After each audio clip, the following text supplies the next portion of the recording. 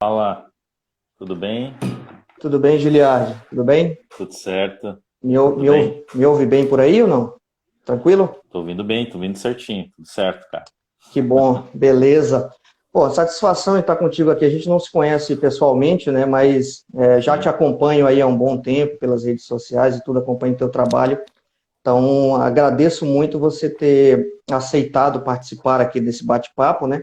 Eu estou trazendo sim, pessoas, sim. cara, que podem agregar aqui ao objetivo do perfil entrevistador forense, que é falar sobre entrevistas, sobre comportamento humano, sobre investigações corporativas, né? E nada mais justo, né, e saudável trazer você aqui, que é um cara que eu considero aí uma das referências aí na área do Brasil, né? Eu vejo que você tem Pô, muita certificações aí em termos de análise de comportamento, né? Eu vi que você tem até a certificação SCAN, né, também.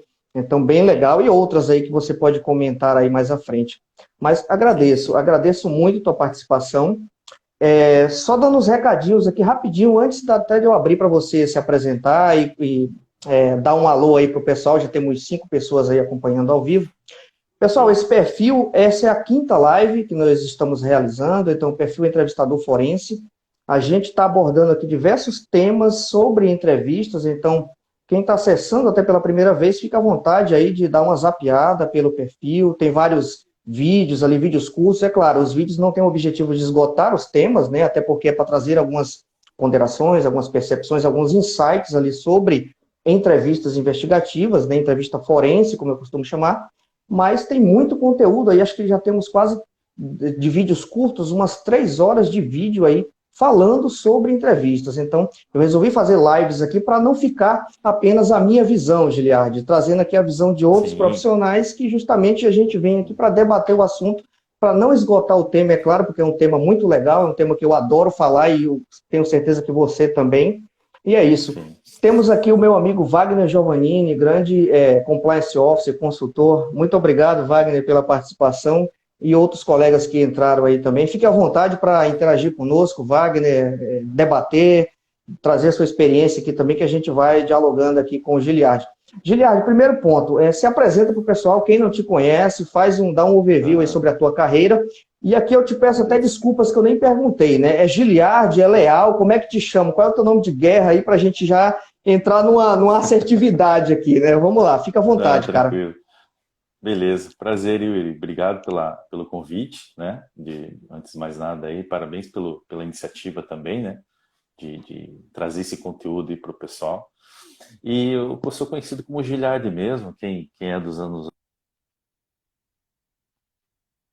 mim, né? Aquele cantor que existe ainda. Então é chamado Giliardi, no exército era leal, mas todo mundo me conhece como Giliardi, né?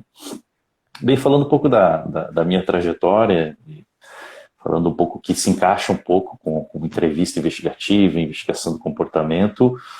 Pô, desde os meus 25, 24 anos ali, quando eu comecei a mexer um pouco, comecei a estudar um pouco mais, eu sempre tive um contato com o comportamento, né? Eu trabalhava em segurança corporativa lá, tive uma passagem no HSBC, na BR Malls, tive a passagem empresa de segurança na Gossi, tive uma passagem em cooperativa de crédito, seguradora, né? Agora eu abri uma empresa de investigação e perícia. E então, o que fez a minha caminhada, principalmente, né, dita, foi sempre estar de olho em comportamentos. Desde um simples controle de acesso que eu fazia lá no começo da minha carreira, eu tinha que controlar o acesso de alguém, eu avaliava o comportamento, mas não avaliava de sentido técnico, né? Eu avaliava no sentido, eu estranhava aquilo, né? Eu estranhava, mas por que ele fez esse comportamento? Por que ele falou desse jeito? Então eu sempre tive uma curiosidade, né? Mas na época a gente não tinha ferramentas, entre outros, né? Então esse é o principal propósito do porquê que eu comecei a investir mais em treinamentos, né? Daí eu aprendi muito com a parte do SCAN, que eu tirei certificação lá na escola de inteligência emocional da Inglaterra. Depois eu ampliei meu conhecimento referente à parte de análise de declarações, do Avinoam Sapir, do Mark McLeish, também Peter Hart, que são linguistas que analisam palavras e as palavras causam um sentido, uma realidade diferente, né? E o demais desse ponto, né, sempre foi, então, avaliar o comportamento, entender, né, o comportamento, não no sentido só comportamento, quando a gente fala linguagem corporal, vamos dizer assim, né, Sim. mas o comportamento do porquê que a pessoa disse certa palavra naquele momento, naquele contexto, e o que muda o contexto com aquela palavra, com aquele discurso, e assim por diante, né. E aí também a parte da linguagem corporal, onde a gente tem mais, vamos dizer assim, evidências científicas de alguns pontos, né? Porque a linguagem corporal ainda ela é menos realística no contexto investigativo para buscar a verdade, né? Ela tem várias realidades para outros contextos, né, de significados, mas para a investigação comportamental existe alguns pontos relevantes, alguns não, né? Ok, perfeito, muito bacana ter tua trajetória. E aí eu já vou trazendo uma primeira pergunta, focando, né, nessa questão de, né, princípios, né? Então, quais são os princípios básicos para a gente realizar uma entrevista investigativa de sucesso, Giliardi? O que é que você acha com a tua visão? Beleza.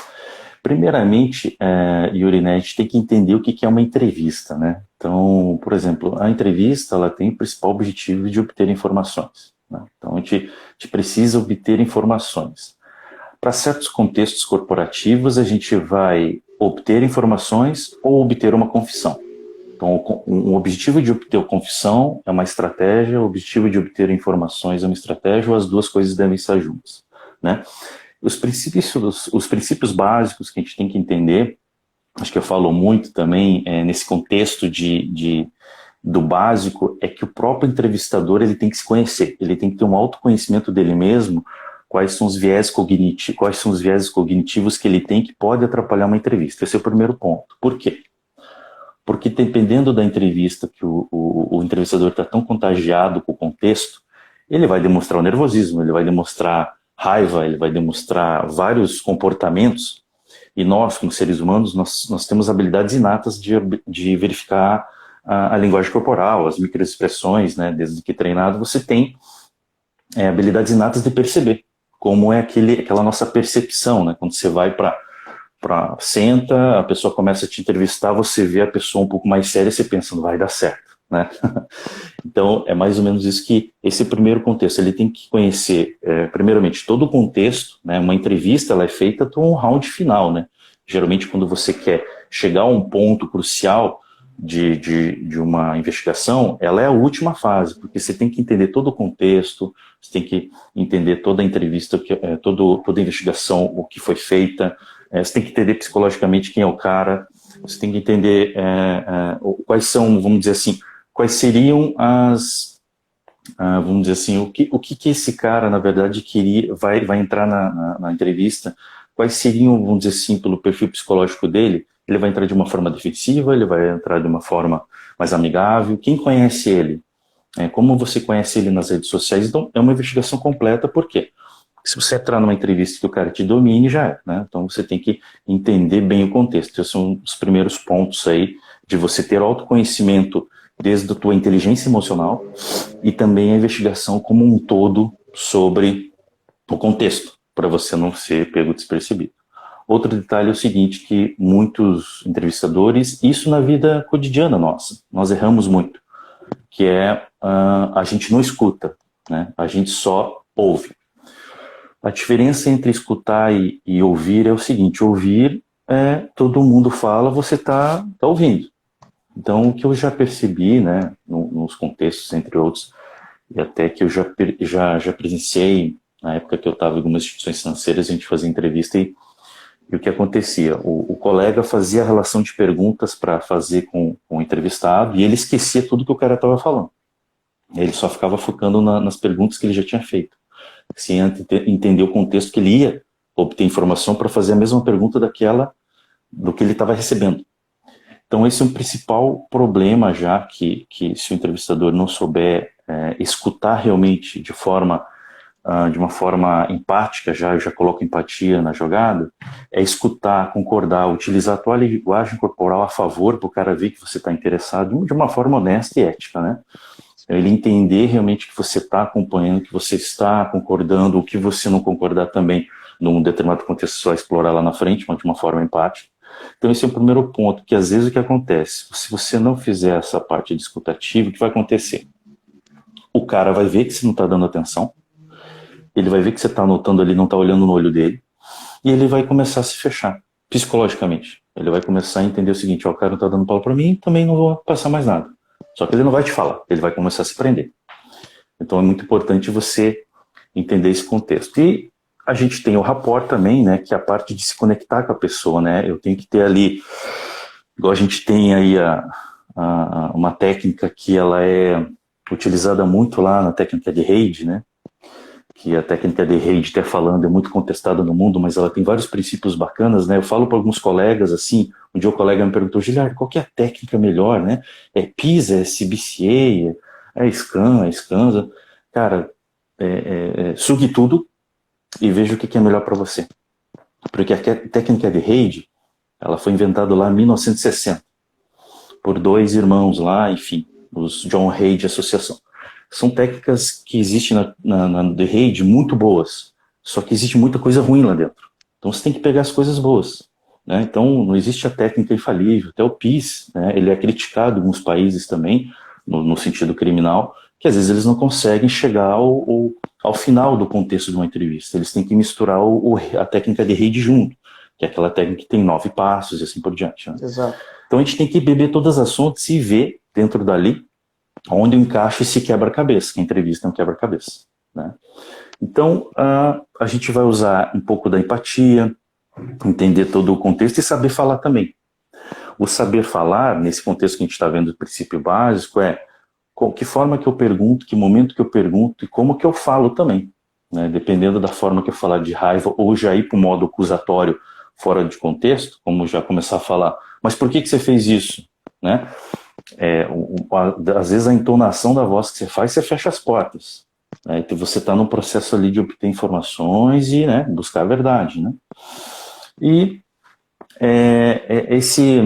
eu reforço muito esse autoconhecimento, né, Yuri? O cara, você tem que entender o teu melhor momento, né? Esse princípio básico é assim, será que é o melhor momento de eu entrevistar? Será que é o melhor horário?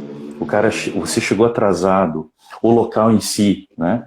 O local em si é o melhor apropriado, né?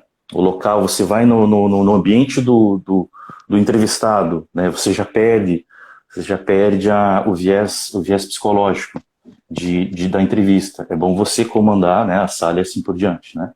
Então é isso, eu acho que, resumindo, né, um pouco a empatia, a escutativa, saber falar, entender todo o contexto, né? E ter essa parte, e principalmente também, falando do autoconhecimento, é o viés cognitivo, né, reforçando, que você entender o seguinte, nós todos temos viés cognitivos, a gente vê uma imagem, a gente já quer taxar que, eu tenho a percepção que é isso. Então, quando a gente coloca a percepção como dono da verdade do que nós vamos fazer em qualquer contexto, seja numa entrevista corporativa, entrevista criminal, ou comprar pão na esquina, quando eu já taxo sim antes de ter evidência, aí que eu começo a falhar. Então, e esse é um processo, né, cognitivo nosso, a gente foi ensinado assim, o viés cognitivo ele vem dizendo o seguinte, carro vermelho não presta, né, carro roxo não presta. Mas entenda o contexto, não, mas espera aí, vamos analisar primeiro, né, você tem que tirar isso da tua cabeça, você tem que fazer exercício mental de, não, espera aí, análise subjetiva ou análise objetiva? Análise subjetiva são as percepções sensoriais que você tem, são as percepções do sexto sentido que você tem. Mas para você concretizar essa percepção é boa, você tem que colocar na realidade objetiva. A realidade objetiva são fatos e dados, e evidência. Então, isso que você está tendo a percepção realmente tem evidência? Não, então, cara, joga fora. Guarda lá num baú lá, para você usar aquela tua percepção para outra coisa. Então, seriam esses principais tópicos aí básicos aí da investigação. Muito bom, muito bacana, e eu até fico mais feliz ainda com a tua explicação, porque ela está bem alinhada com o que eu penso. Então, eu tenho vídeos falando sobre isso, né, que é muito interessante isso que você falou, porque o próprio entrevistador, ele deve se conhecer, né, para ver se ele está até naquele momento emocional do dia dele, para ele poder entrevistar uma pessoa. Porque, às vezes, a entrevista, digamos assim, pode degringolar, porque o entrevistador, apesar dele ter experiência, ele ter até evidências ali que ajudem ele na condução da entrevista, mas ele psicologicamente ele pode estar abalado por uma situação profissional, por uma situação pessoal até, e às vezes a empresa não observa isso, né? Seja um entrevistador interno, né, de alguma organização, ou até um consultor externo, como é o meu caso, às vezes nós, né, no dia a dia, a gente não está bem 100%, né? Então a gente tem que se autoavaliar, né? Eu vou trazer uma pergunta do David aqui, que participou da última live comigo, e vou até juntar com uma pergunta que eu ia te fazer. O David pergunta o seguinte, ó. David, obrigado pela participação, cara. Bom tê-lo conosco aqui. Qual o comportamento humano deve ser observado antes da entrevista investigativa? Aí aqui eu alinho com a pergunta que eu ia te fazer, né? Como a investigação de comportamento pode nos ajudar na entrevista, Giliard? Exato. Então, quando a gente fala, né, reforçando, quando a gente fala de investigação comportamental, nós estamos falando aqui da linguagem verbal e a linguagem não verbal, né? E como o comportamento pode nos ajudar, ele pode nos ajudar dando vários sinais, né? Alguns sinais que pode acontecer que não são sinais que a gente fala muito, né? Não são sinais da mentira, né? Na verdade, existe um grupo de sinais que podem ocorrer fora da linha de base. O comportamento que eu tenho que observar de forma básica, o comportamento que eu tenho que identificar é o seguinte: eu iniciei minha entrevista de uma forma, e quando eu estou colocando um contexto mais sensível, o comportamento muda. Isso de forma básica, é aquilo que você captou, observou muito bem no início, então a observação é o principal. Eu observei isso, eu não estou abordando aqui várias técnicas, né, que são cada técnica aqui para colocar, mas eu comecei a entrevista de uma forma, o cara chegou, está um pouco nervoso, cara, eu tenho que tirar essa parte do nervosismo, isso vai me atrapalhar numa avaliação lá na frente, né? Então eu tenho que estabelecer qual que é o baseline dele, né? Qual que é a linha de base da exploração que ele faz, qual é a cadência das palavras que ele faz, como ele flui as palavras, como que ele se explica, qual é a forma que ele está de forma, né, ereta, ele está para frente, ele está para trás, né? Não que esses movimentos em específico vão dizer se está mentindo ou entrou, não. Como que ele está à vontade naquele momento, né? E no momento que eu fizer uma pergunta talvez mais sensível pelo contexto, né? Ou eu vou para o tema central, principalmente assim, me conte mais como que você, então, como que você fez então naquele dia que falaram da apropriação indébita que foi feito lá no galpão tal, né? Que foi visto lá, que tinha algumas câmeras, enfim, me conta um pouco lá.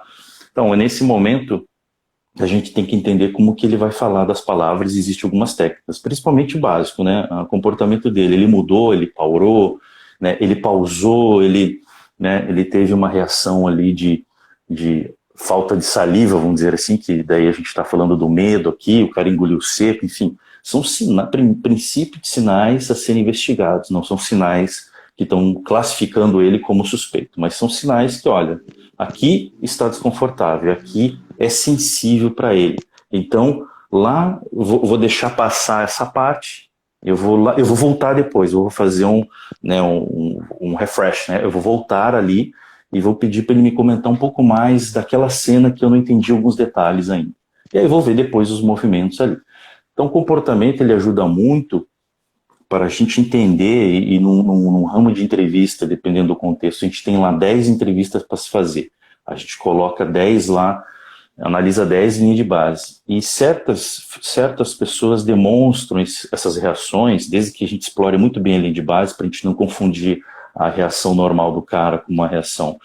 Eu vou ter como separar, dentro dos contextos, dentro das suspeitas e as evidências que eu tenho, quem mais passou alguns comportamentos um pouco mais sensíveis a certas perguntas e eu posso investigar um pouco mais. Então, o comportamento ele vai fazer isso, né? Ele vai trazer para mim alguns elementos específicos que reforçam uma investigação a mais, né? Então, é nesse sentido.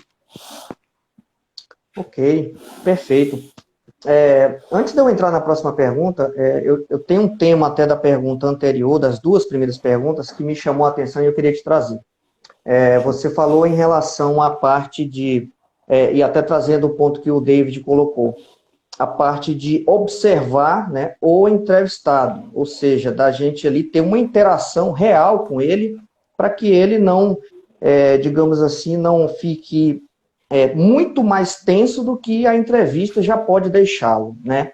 E aí eu te pergunto, Giliardi, o que você acha da quantidade de entrevistadores, ou seja, o pessoal que está ali nos apoiando, né, nos auxiliando a conduzir uma entrevista? Você acha necessário ter uma pessoa, até para que ela faça as principais apontamentos, as principais anotações, as principais declarações, para que a gente, né, como ali principal interlocutor, a gente fique com aquela escutativa, como você comentou, né?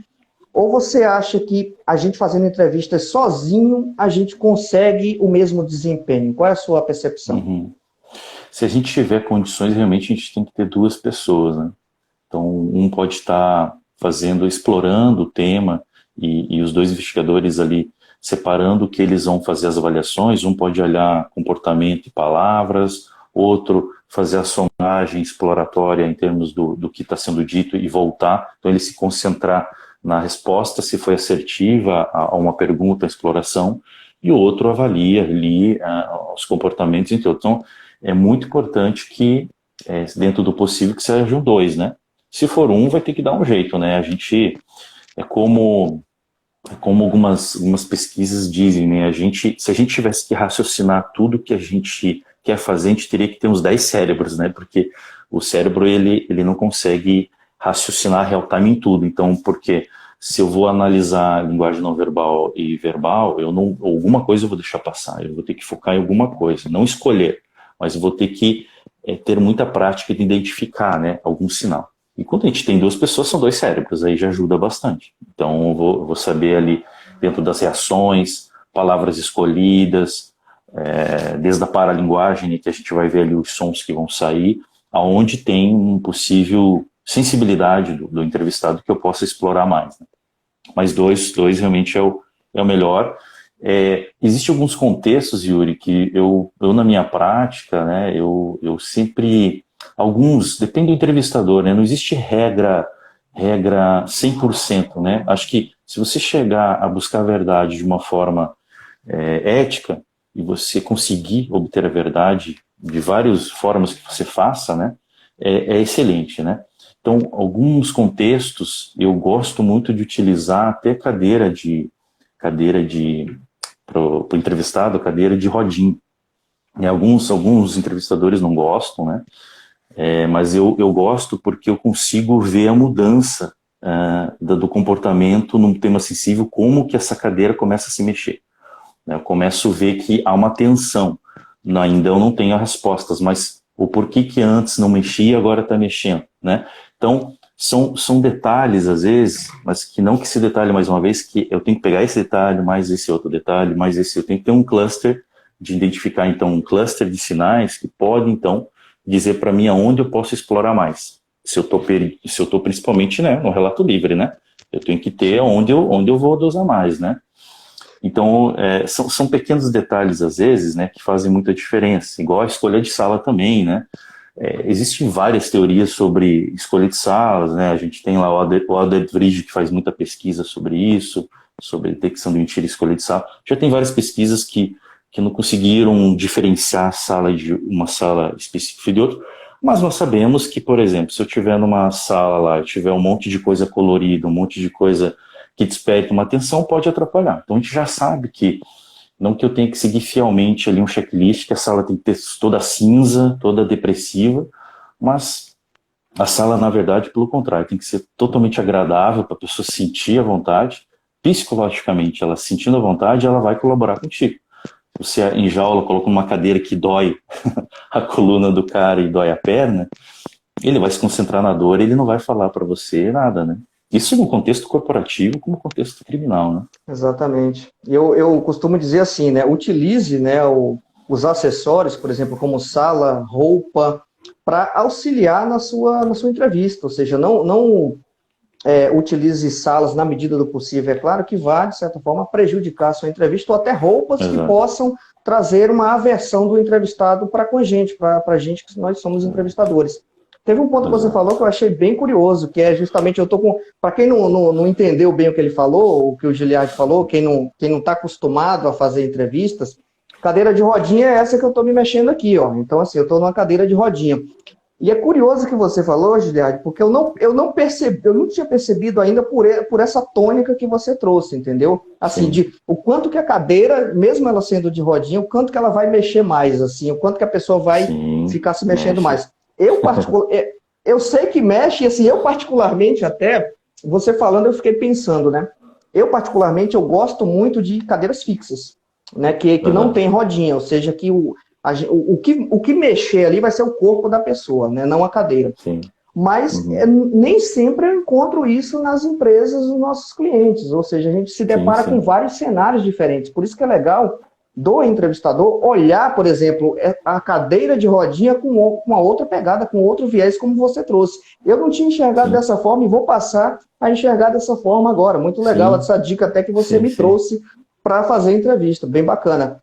sim, sim. Falando aqui, Giliard, de erros. Eu faço Uhum. entrevista semanalmente, praticamente, e eu erro em toda entrevista. Sempre tem algo que eu erro, que eu fico me policiando, né? Falo, poxa, eu poderia ter feito a pergunta de uma forma diferente, ou poderia ter organizado a sala de uma forma diferente. A gente sempre tem alguns pontos de atenção na entrevista para melhorar, né? Então, falando de erros, né? Quais são os principais erros de um entrevistador e como que a gente consegue evitar esses erros, Giliard? Isso. Quando a gente vai para o erro, a gente comenta um pouco do que a gente falou das qualidades ali, que a gente colocou com os princípios, né? Mas o erro, principalmente, é o investigador, o entrevistador, né? Investigador ali do comportamento, enfim, ele não se preparar, principalmente, porque a entrevista é uma preparação, né? Eu tenho que entender, eu tenho que fazer uma linha do tempo aonde eu vou. Eu tenho que entender os imprevistos que pode acontecer, o tipo de, a gente comenta um pouco, né? Qual que é o perfil psicológico do entrevistado? Ele é pai, filho ou adulto, né? Pai, ele vai ficar te acusando, filho, ele vai ficar justificando, e adulto, ele vai querer conversar com você. Isso não sou eu que não inventei isso aí da Academia de Entrevistadores Forenses lá dos Estados Unidos, né? Então, existem esses três princípios psicológicos, né? Então, eu tenho que entender como que ele vai estar dessa forma, e principalmente os imprevistos que pode acontecer. Às vezes ele vai fazer uma pergunta para você e você não tem resposta, você dá as reações comportamentais para ele, se gagueja, entre outros, ou você começa a ir para um estágio acusatório para ele, né? Você começa a acusar o cara, né? Então, eu linko erros, assim, principalmente da preparação, né? É você deixar tudo para a última hora. Ou você viu o contexto muito rápido, ou você já tomou uma decisão na tua cabeça assim, não, acho que esse cara, eu vou ali escutar, mas eu acho que é ele. Você já começa a tomar as decisões antes, e aí quando você toma a decisão antes, você ah, vai construir aquela decisão durante a entrevista. Porque é o viés que teu cérebro, né, o teu cérebro, aquela coisa, o cérebro ele quer economizar energia. Se você falar, se você acreditar naquilo, se acreditar que ele está mentindo, se acreditar que ele está escondendo, ele está escondendo. Porque você acreditou que ele está escondendo. Agora, quando você tira essa máscara, né, você vai no imparcial totalmente e foca na técnica, aí você vai descobrir. Então, o principal que eu vejo assim, a preparação, saber lidar com os imprevistos, principalmente, saber entender ali as reações da pessoa, né? Então, e às vezes o entrevistador ali está com tempo. Aí, por exemplo, o entrevistador, uma vez um colega, tá, entrevista, e o colega começou a olhar no relógio todo momento, né? E o colega do lado, né? Que estava entrevistando junto. Então, ali, da entrevistado falou o seguinte: vocês estão com pressa? Porque eu também tô. Pronto, cara, a gente jogou um gatilho pro cara. A gente jogou um gatilho pro cara que agora nós estamos com pressa. Acabou. Aí você já tem que contornar tudo, né? Você já tem que retornar lá uma técnica lá do início que você começou. Não é que tá com pressa, que o colega tem um filho para buscar no colégio e parece que. Não, aí você já tem que dar umas contornadas. Então, e é difícil, né? Você sabe como é difícil, você que faz também bastante, é difícil porque você tá com uma tonelada de coisa na tua cabeça, né? E aí você tem que, pô, esse aqui eu tenho pouco tempo para entrevistar, eu tenho isso, tenho aquilo. E você vai perceber também, né, Yuri, você deve perceber que, assim, nós fazemos a entrevista, existe um desgaste cognitivo gigantesco nosso. É como se Exato. você desse aquele treinamento de 8 horas, uma palestra de 5 horas, uma palestra de 3 horas, você sai esgotado. Por quê? Porque o teu esforço cognitivo para prestar atenção é gigantesco. O cara, às vezes, não. O entrevistado está ali, está falando, Se ele está escondendo, ele está racionalizando, ele racionalizou tudo, ele já pensou no que ele vai falar, né, se ele for o suspeito, principalmente. Então, preparação, que conforme eu falei ali, está preparado para os imprevistos também, imprevistos desde processo, pessoas de tecnologia, né? A sala começa a ter uma goteira, sei lá, uma coisa, tem que estar preparado para tudo, é isso. Exatamente, você falou, eu me lembrei de umas questões, né? Interessante isso que você pontuou, porque quando a gente está fazendo, geralmente, entrevistas, a gente tem que planejar, como você disse, até a quantidade de entrevistas que a gente vai fazer no dia. Porque justamente isso, as pessoas quando observam a gente falando, Giliad, assim, eu sou entrevistador, né? Aparentemente, parece uma coisa fácil, né? Parece assim, ele vai lá bater papo com o sujeito, né? E vai tentar extrair uma confissão lá, entre aspas, né? Mas é o que você disse, às vezes, eu saio à noite, começando de manhã e vai até 19 horas, 18 horas, a gente que é entrevistador, a gente sai esgotado, né? Tanto nós que estamos ali conduzindo a entrevista, como até o nosso colega também, que está prestando atenção ali, está digitando, está pegando aquelas principais interações com o entrevistado também, a mudança de baseline. Então, é muito importante que as pessoas que realizam entrevistas, elas se preparem e planejem até a quantidade que elas vão fazer de entrevistas durante o dia. Porque às vezes a pessoa o entrevistador, ele não tem nem a estrutura necessária emocional e física de fazer, por exemplo, mais de 3 entrevistas em um dia. Porque a gente sai lá à noite esgotado realmente. Às vezes você sai, parece que pegou como diz lá no Nordeste, a gente pegou uma pisa, né? A gente pegou uma peia, porque sai totalmente esgotado. O entrevistado não, ele está ali, ficou 2 horas e pouquinho com a gente, ou um pouco menos, de 2 horas, 1h30. O cara sai dali, dependendo de como for o conteúdo da entrevista, ele vai embora e vida que segue. E nós ficamos ali para conduzir outras entrevistas. Então, é muito interessante principalmente as áreas de compliance das empresas, né, de investigação, de prevenção à fraude, prevenção a perdas, valorizarem os entrevistadores, né, porque é uma atividade muito complexa, como você disse, né, a gente fica ali prestando atenção no nosso comportamento, no comportamento do entrevistado, no comportamento do nosso colega que está do lado, né, na estrutura, na sala, no ambiente, alguém interromper, mandar uma mensagem por exemplo, via aplicativo aqui no computador, que pode fazer um barulhinho e o cara, né, detecta alguma informação ali que talvez não era para ele detectar ou para ele saber. Então, isso tudo a gente tem que controlar ali em 2 horas e pouco, e a gente não vai para casa, a gente fica para fazer outras entrevistas ainda, dependendo do caso, né?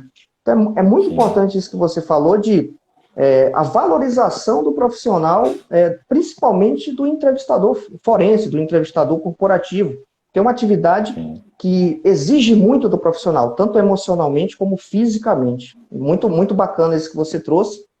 Para a gente complementar um pouco esse assunto, me diz uma coisa, e aí já fazendo um compilado do que a gente trouxe até agora, né?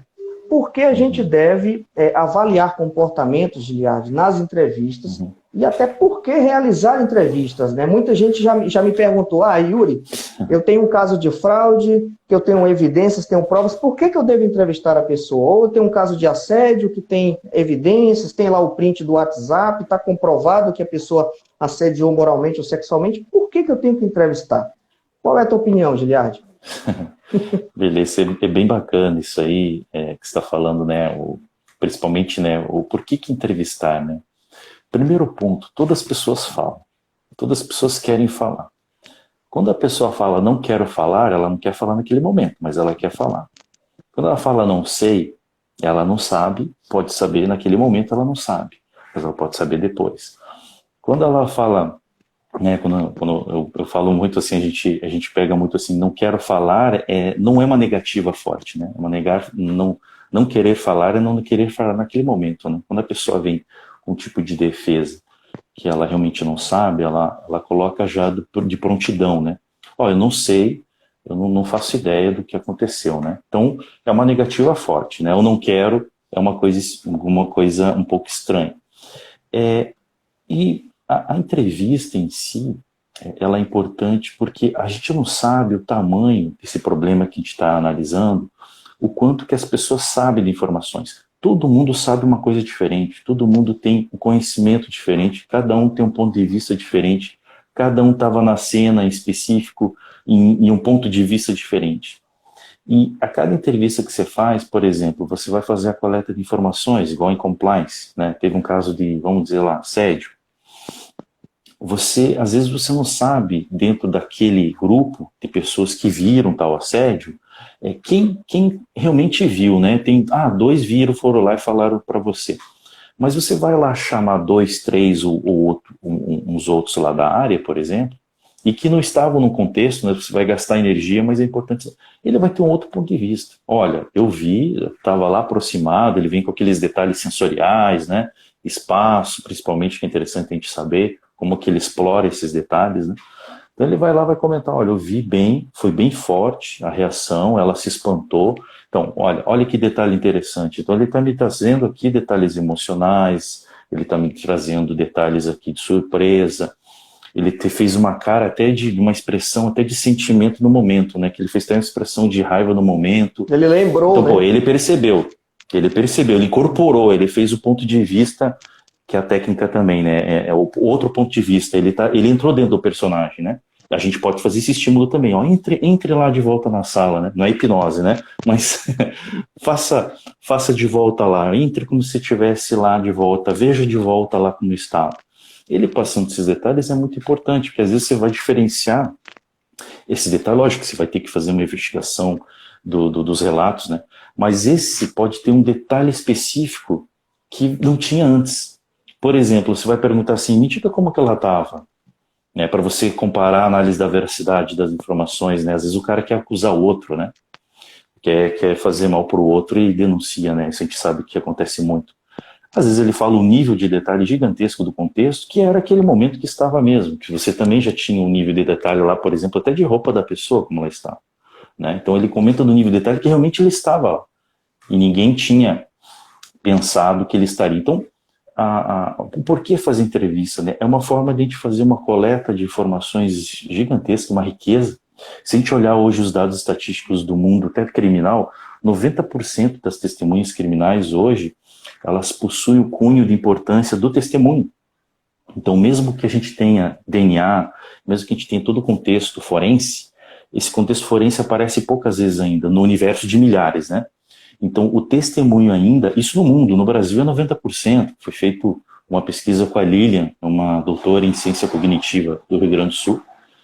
E nos Estados Unidos, aí do Ray Bull, que ele fez uma pesquisa, lá é 85%. Então, não é que o Brasil é ruim, é que o contexto, né, e eu estou indo para o lado criminal, né, a gente falou um pouquinho do corporativo, mas do lado criminal também. O testemunho é muito importante. A gente sabe do protocolo de entrevista forense, que foi desenvolvido em 2020 agora, de entrevista de crianças, né, que foi desenvolvido um novo protocolo, a importância da coleta de informação, a forma de você explorar, né? Então, essa informação, buscar informações, a forma que a pessoa venha e aí você sabe que existem as técnicas de como extrair essas informações, né? Fazer uma coleta de informações ali, a entrevista cognitiva, que é muito importante, né? Então, entrevistar é tudo, né? É descobrir a verdade, né? É o detalhe ao máximo da importância, para que a gente consiga, então, ter o melhor desfecho na investigação, entre outros, que a gente venha fazendo. Exatamente, muito bom. E trazendo esse tema que você trouxe, né, do protocolo que foi desenvolvido agora em 2020, eu estou até lendo já o protocolo, vou fazer um vídeo aqui no perfil em breve, comentando algumas coisinhas desse protocolo aí. Então, quem ainda não teve acesso, é só dar um Google aí que você consegue baixar um PDF fácil ali, se eu não me engano, depois eu posto aqui até no link, já que a gente está falando disso, eu vou postar no link da nossa live aqui, quem quiser dar uma olhadinha lá, mas eu vou fazer um vídeo sobre isso que é bem interessante, testemunhos, né, de crianças e adolescentes, né, também é bem legal isso. Para a gente finalizar aqui, até por questão do tempo do Instagram, né, Giliardi? Sim, sim. Eu queria de você 2 pontos, né? Aí se você conseguir resumir, seria bacana para mim aqui. dá uma dica para entrevistadores, né? Até os experientes, já que estão nos assistindo, né, pessoal aí. Eu aqui contigo aprendi aqui muito do que você falou, então eu estou sempre assimilando conhecimento aqui contigo. Sim. Mas para quem está querendo ingressar na área, né? O pessoal que é da área de compliance ali, que gosta, eu achei interessante ali, acompanhei uma entrevista de um caso de fraude, de um caso de assédio, quero me aperfeiçoar. Que dicas você daria para quem está começando aí na área e até para quem está realmente, quem é experiente na área, que sempre é bom a gente ouvir comentários sobre o assunto? Bem, primeiro, acho que a principal característica, acho que não querendo aqui diferenciar, mas eu acho que mulheres têm uma aptidão grande nesse tema, porque elas são melhores observadores que a gente tem que confessar. Isso, as mulheres têm um ponto gigantesco em si, entrevistadoras, que eu vejo poucas mulheres entrevistadoras. Sim. Também. Sim, né? E até só fazendo uma parte rapidinho, né? Você tocou nesse assunto. Na hora que você trouxe aquela questão que a gente tem que ficar prestando atenção em várias coisas ao mesmo tempo na entrevista, a mulher tira de letra, porque eu sou assim, eu só consigo prestar atenção em uma ou duas coisas. Se me colocar 3 coisas para eu prestar atenção na sala, já dá um piripaque aqui na cabeça, entendeu? Então, eu conheço muitas entrevistadoras eficientes na área, né? Mas realmente, a gente, e até trazendo um spoiler, né? Na próxima live eu vou trazer uma mulher aqui para falar de entrevista e investigação. Mas desculpa te atrapalhar. Não, tranquilo. Eu sei que minha mulher eu sou perito judicial também, né? Eu faço análise para a justiça de falsificação de assinatura, né? Durante toda a minha trajetória profissional, a maioria das minhas equipes de fraude, de entrevistas, sempre foram mulheres, tá? O homem, ele precisa de um pouquinho mais, não é todos, né? Mas a maioria de idade de entre 20 e 25 e tal, ele precisa de um pouco mais de maturidade, né? Mas aí depende de cada um, né? O que você comentou, né? O que a pessoa que está começando, então ela tem que ser observadora, né? Mas como que eu treino a observação? Tendo paciência, prestando atenção. Então, como que eu presto atenção? Esqueça tudo e foca ali, entendeu? Então, a primeira coisa é isso, porque se você não prestar atenção, você não ser um observador ativo, como a gente tem a escuta ativa, como a gente tem a voz ativa, né? Então tem que ter observador ativo. Então, a principal detalhe que tem que ter do entrevistador, do investigador comportamental, é saber observar muito bem, prestar muita atenção. E o prestar atenção também está ligado a enxergar pontos de vistas, não acreditar naquilo que você está vendo no momento, né? Criar hipóteses daquilo. Então, por exemplo, foi ele que fez. Não, peraí. Quais seriam as outras hipóteses que nós podemos ter além dele? E o porquê que não poderia ser ele? Então você tem que ter isso, né? Então tem que ter essa observação crítica e não a gente indo no erro que pode cometer do começo, percepções. Então, o primeiro é isso, a leitura de alguns livros que a gente sabe que tem aí, a gente pode dar umas dicas depois de livros. Eu mesmo ministro curso de investigação comportamental, que também ali eu tenho mais de 20 vídeos práticos de como identificar através da técnica SCAN e um pouco de várias técnicas, como que te encontrar esses sinais comportamentais dentro do meu curso. Não fazendo jabá aqui não, Yuri. Não, tranquilo. Mas tranquilo. Tem o curso que eu ministro, né? Tem cursos de entrevistas que tem no mercado também. Então, acho que o princípio é assim, tem que gostar muito, tem que ser muito observador, tem que gostar, eu indico até séries de TV, que é interessante também assistir. Eu gosto muito do Mentalist, que ele aplica muita coisa, ele aplica RAID, ele aplica PIS, ele aplica hipnose. Tem vários contextos ali que é ficção, mas tem muita coisa que ele faz que é verdadeira. Que aí tem o suporte da FBI, enfim, ali, dos caras que são especialistas em comportamento. Então tem algumas séries interessantes de você ver, estimular tua mente a investigar, né? E livros, né? Tem alguns livros aqui que posso indicar, né? E também os cursos, que é interessante também, né? Então, acho que é um começo, e o resto, a natureza vai cuidando. A natureza é a prática. Então, é a prática de você investigar e assim por diante, né? Fechando um pouco, Yuri, queria te comentar uma coisa que aconteceu comigo, bem interessante, que daí toca no entrevistador, uma vivência real minha, eu sendo entrevistado. O que aconteceu? Até foi o motivo que eu te passei a data, né? Da nossa entrevista aqui, que eu passei por uma cirurgia, né, uma cirurgia simples, mas o que aconteceu, olha só que interessante, a gente ativando o modo entrevistador, entrevistado. Eu morei no Rio de Janeiro, né, um tempo, eu tinha um desafio profissional lá, e eu passei por 5 médicos, Os 5 médicos sempre me perguntaram, porque o médico é um entrevistador, ele tem que ser melhor até que a gente. Então, para mim, um grande entrevistador na ficção, mas é o Dr. House. Ele é um grande investigador, o Dr. House, né? Ele até é inspirado no Sherlock Holmes, né? Mas é ficção, mas é bacana saber. Então, o que aconteceu? Eu fiz 5 exames com 5 médicos, não achavam o meu problema, não acharam o meu problema. Aí um dia, voltei para o sul aqui, fui fazer o 6º exame, sexto médico. Ele me fez uma pergunta que eu tinha na minha memória como responder, mas ninguém provocou essa pergunta sem eu passar. Aí a gente volta àquele contexto que a gente estava falando do porquê que é importante a entrevista. Ele me fez uma pergunta, Giliardi, você fez esse exame aqui, você sente isso? Eu falei, sim, eu sinto isso. Nossa, mas o pessoal não te perguntou isso lá, não? Não me perguntou. Eu sinto isso desde sempre. Nossa, então eu sei teu problema. É isso aqui, pronto. Veio a cirurgia resolver meu problema. Mas foi uma pergunta que ele fez porque ele entendeu o contexto, ele investigou o contexto, ele teve calma para observar, e ele fez uma pergunta simples. Eu tinha essa resposta para todos, mas só um soube evocar minha memória de buscar essa informação. Aí que é o entrevistador de sucesso, cara. É aquele cara que entende o contexto, sabe fazer as investigações, e era nada complexo, não. Ele fez uma pergunta que eu soube responder, e foi o diagnóstico final para a cirurgia. Então, essa é uma vivência prática que eu tive, mas eu não como entrevistador, eu sendo entrevistado, e eu na hora eu falei, caraca, que sacada que ele teve, ó. Ele soube perguntar, ele soube buscar uma coisa que eu não sabia que era importante. Então, isso é mais uma dica para o entrevistador. Não tire da tua cabeça o óbvio. Faça o óbvio acontecer também. Faça perguntas, faça questões óbvias, porque se tirar o óbvio da tua cabeça e colocar suas perguntas relevantes, você vai passar batido numa coisa que é evidente cabalmente para ele, mas você não obteve dele a resposta, da boca dele a resposta. Exatamente. Poxa, que legal, hein? Que bacana você trazer essa experiência aí real sua, né? E eu sempre comento, né? Não existe pergunta boba, pergunta óbvia. É melhor. Aqui outra dica para os entrevistadores. É melhor você fazer a pergunta do que depois chegar em casa, chegar na empresa e dizer, poxa, eu devia ter feito aquela pergunta. Porque sempre vai vir alguma resposta interessante, alguma resposta que agregue, ou até que não agregue, mas pelo menos você não sai da entrevista com aquela pulga atrás da orelha. Poxa, por que eu não fiz aquela pergunta? Deveria ter feito, né? Não ia nem impactar negativamente na entrevista, deveria ter feito a pergunta. Então, bem bacana isso daí.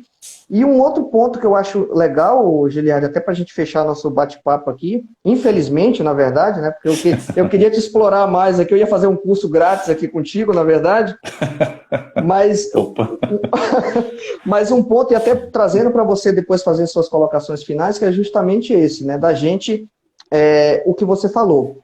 Não ficar bitolado apenas uma coisa, apenas situações que acontecem até no nosso cotidiano, seja pessoal, profissional, a gente pegando algumas sacadas do dia a dia nosso como pessoa, a gente consegue fazer uma entrevista bem melhor, não é verdade? Exatamente. Eu julgo, Yuri, principalmente que o entrevistador, ele não é só entrevistador, ele é um profissional de inteligência.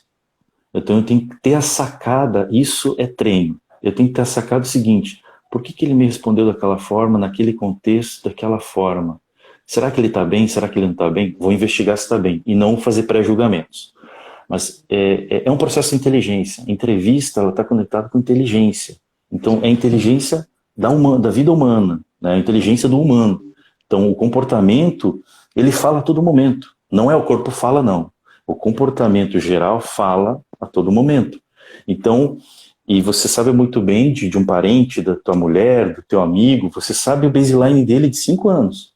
Se você faz uma pergunta para ele específica e ele responde de uma forma totalmente diferente, que você sabe de algumas técnicas que dá para observar, você vai ver que tem algo ali, né? E muitas vezes o investigador erra, Yuri, que ele vai direto ao ataque.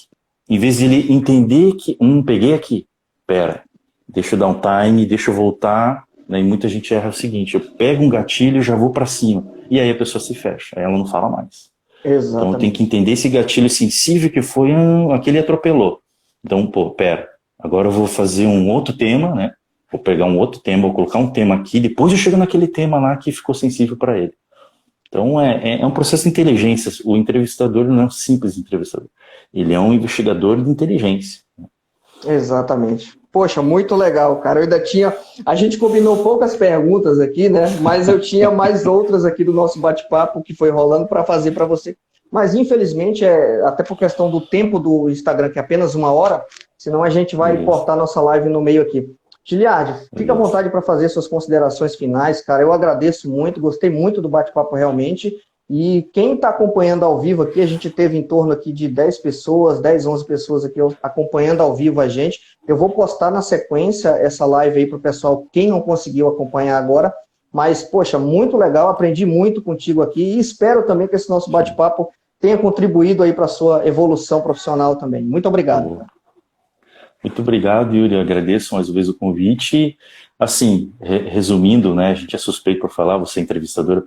Eu acho que entrevistar é um processo de inteligência para a busca da verdade, é muito mais do que só entrevistar.